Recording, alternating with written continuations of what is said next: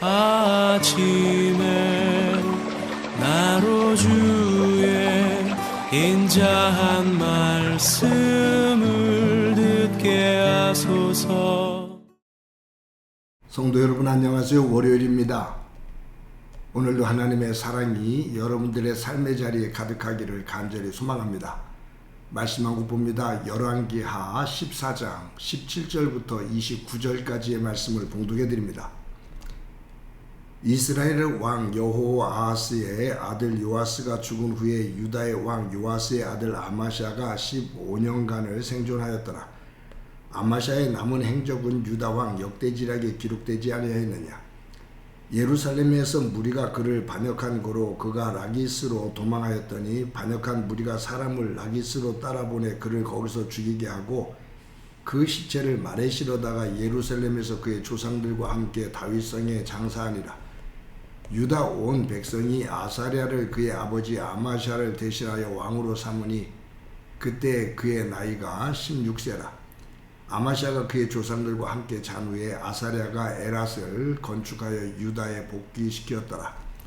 유다 왕 요아스의 아들 아마샤 제15년에 이스라엘의 왕 요아스의 아들 여로보암이 사마리에서 왕이 되어 1년간 다스렸으며 여호와 보시기에 악을 행하여 이스라엘에게 범죄하게 한 느밧의 아들 여로보암의 모든 죄에서 떠나지 아니하였더라. 이스라엘의 하나님 여호와께서 그의 종 가드헤멜 아미떼의 아들 선지자 요나를 통하여 하신 말씀과 같이 여로보암이 이스라엘 영토를 회복하되 하맛 어귀에서부터 아라바 바다까지 하였으니 이는 여호와께서 이스라엘의 고난이 심하여 매인자도 없고 노인자도 없고 이스라엘을 도울 자도 없음을 보셨고 여호와께서 또 이스라엘의 이름을 천하에서 없이 하겠다고도 아니하셨으므로 요아스의 아들 여로보암의 손으로 구원하셨음이더라. 여로보암의 남은 사적과 모든 행한 일과 쌓은 업적과 다메섹을 회복한 일과 이전에 유다에 속하였던 하맛을 이스라엘에 돌린 일은 유다 왕 이스라엘 왕 역대지략에 기록되지 아니하였느냐. 여로보암이 그의 조상 이스라엘 왕들과 함께 자고 그의 아들 스가랴가 대신하여 왕이 되니라. 아멘. 열왕기하 14장은 유다 왕 아마샤에 대한 이야기입니다. 유다의 요아스 왕의 아들 이 아마샤가 왕이 되어서 29년 동안 나라를 다스렸습니다. 하나님은 이 아마샤의 삶을 어디에 비유했냐면 다윗과 같지 않고 그의 아버지 요아스와 같았다라고 14장 3절에서 말씀을 하고 계셔요. 근데 이 아마샤는 정말로 아버지 요아스와 비슷한 삶을 살게 됩니다. 죽음조차도 그렇게 되고요. 어떻게 되냐 하면 그의 아버지 요아스는 그의 전반부의 그 다스림은 참 선했잖아요. 성전에 파괴된 부분, 훼손된 부분들을 수리하면서 여호야다를 중심으로 해서 나라를 잘 다스리다가 결국 여호야다가 죽은 이후에 그가 악을 행하면서 처참하게 죽임을 당하게 되죠.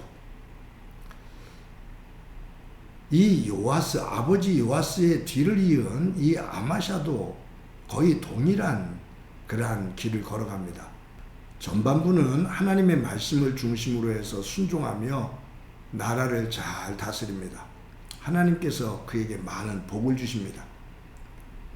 그런데 어느 순간부터 그가 교만해지기 시작해요. 이스라엘을 공격합니다. 역대하 25장에 보면 이 유다 왕 아마샤가 이스라엘을 공격할 만한 빌미를 이스라엘 사람들이 제공을 해요. 그런데 이 이스라엘 왕이 요아스라는 왕이에요. 여기도 이름이 이제 유다 왕, 이스라엘 왕 똑같은 이름들이 많아서 혼선이 되는데 이 이스라엘 왕의 이름도 요아스입니다. 아마샤 아버지 요아스와 같은 이름이죠. 이 요아스 왕이 이 유다의 아마샤 왕에게 우리 싸우지 말고 미안하다, 우리 화해하자 라고 그렇게 말을 합니다. 그런데 이 아마샤 왕이 이 요아스 왕의 그 화해 손길을 뿌리치고 이스라엘을 공격해 들어가요. 근데 이 전쟁에서 자신하고서 들어갔는데 이스라엘 군대에게 패하게 됩니다. 포로로 잡히죠. 그리고 성전에 있는 모든 보물들과 성물들을 다 빼앗기고 백성들을 볼모로 잡아가게 하는 그 수모를 겪게 돼요. 여러분, 오늘 본문에 보면 4절에 이렇게 그 앞에 있는 4절에 이렇게 기록되어 있어요. 이 아마샤가 아버지 요아스의 뒤를 그대로 밟는 그 전철 가운데 하나가 바로 이 부분인데, 오직 산당을 제하지 아니하였으므로 백성이 여전히 산당에서 제사를 드리며 분향하였더라.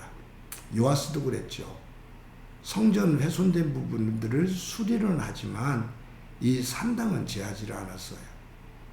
그래서 이 산당을 중심으로 백성들이 제사를 드리는 이러한 분위기가 이어졌던 거죠. 그러다가 영적으로 흐트러지면서 성전은 대충 관리를 하고 성전에서 제사를 제대로 드리지도 않고 산당을 중심으로 바알과 아세라 신을 섬기다가 그들이 절단을 하게 되는 거거든요. 근데 아마샤도 똑같은 길을 걸었습니다. 여러분, 이 산당, 이것은 이스라엘 백성들이 가나안 땅을 여호수아와 함께 가나안 땅을 점령한 이후 그들이 하나님의 법궤를 메고 들어오잖아요. 그리고 하나님께서 명하신 성막에 이 법궤를 모시면서 이동을 해요. 근데 솔로몬이 성전을 짓게 됩니다. 그렇다면 이 그 산당을 다 제거를 해야 되는데 이것을 다 제거를 하지를 못해요. 이 성막에서 제사를 드릴 때는 제한적이잖아요. 너무 장소가 좁기도 하고.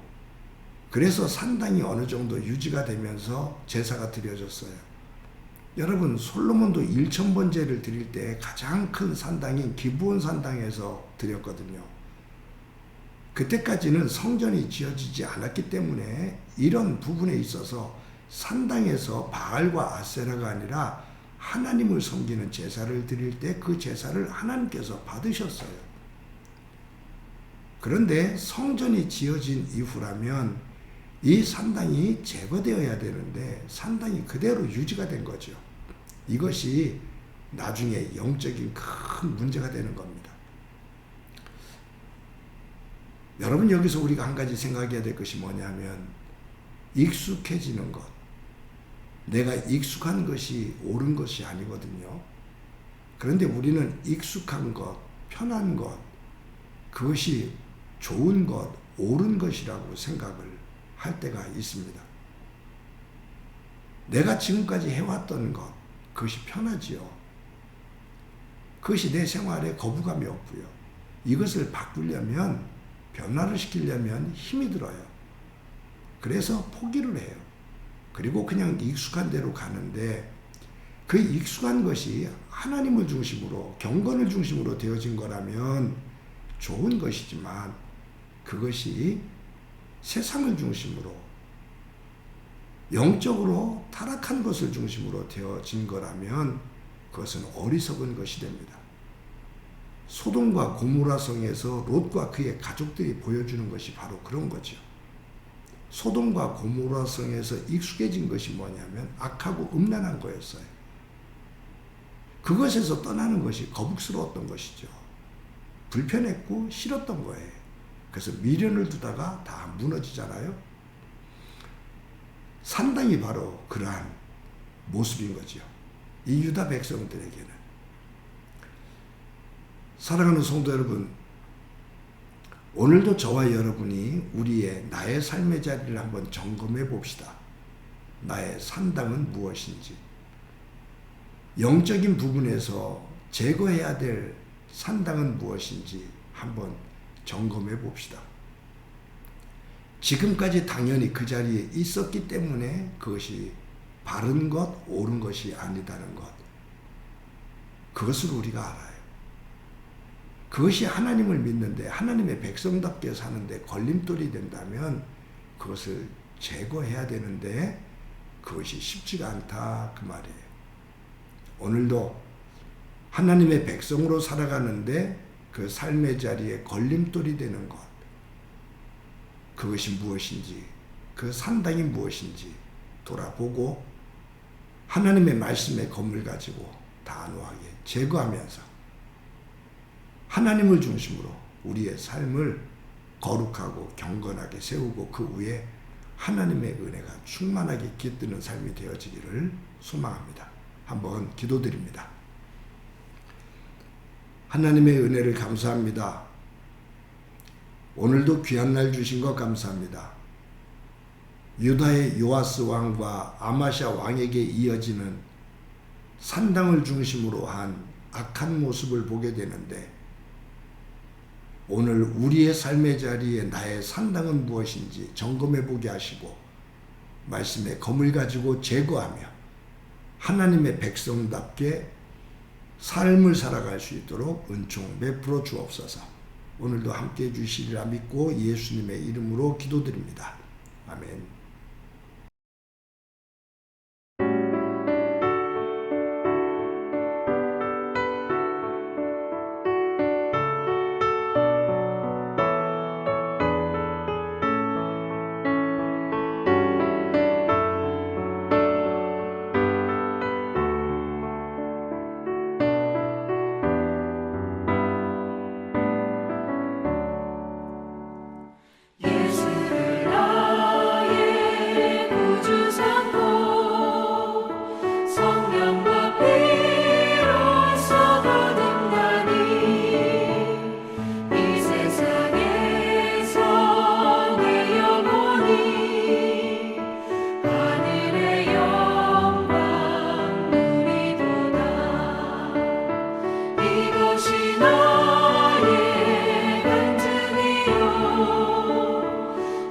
이것이